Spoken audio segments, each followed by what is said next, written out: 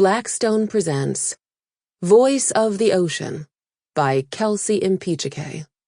This book is read by Natalie Naudus.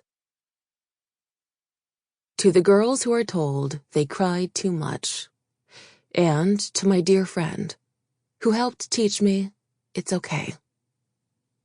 But a mermaid has no tears, and therefore she suffers so much more. Hans Christian Andersen, The Little Mermaid. Chapter 1.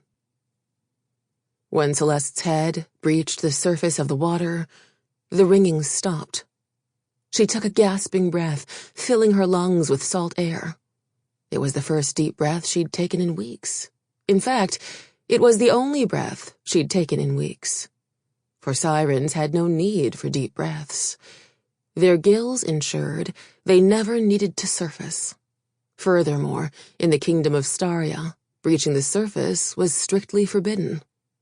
Unfortunately, the surface was where the young princess felt most at peace. Celeste laid back into the water, letting her body bob up and down in the space where the air and water met.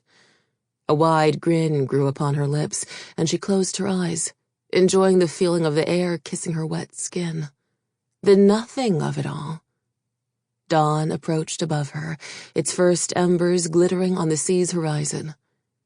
Here she no longer heard the echoes of her argument with her mother ringing in her ears. The argument that had been building for the past cycle. The argument about her initiation.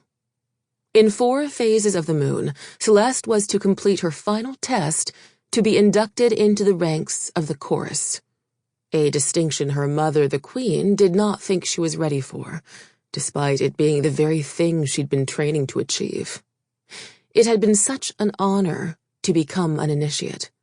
When Celeste began training at 13 cycles, her parents were so proud.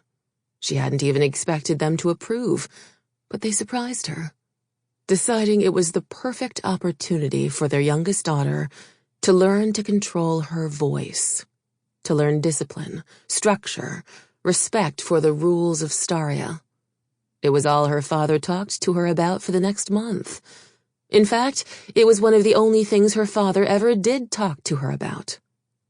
Celeste drew her tail of silvery blue through the water, wondering why breaching the surface was forbidden in the first place. She had never seen anything out of the ordinary. Her kingdom's waters were so far removed from shore that no creature born of land could survive.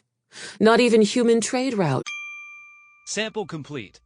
Ready to continue?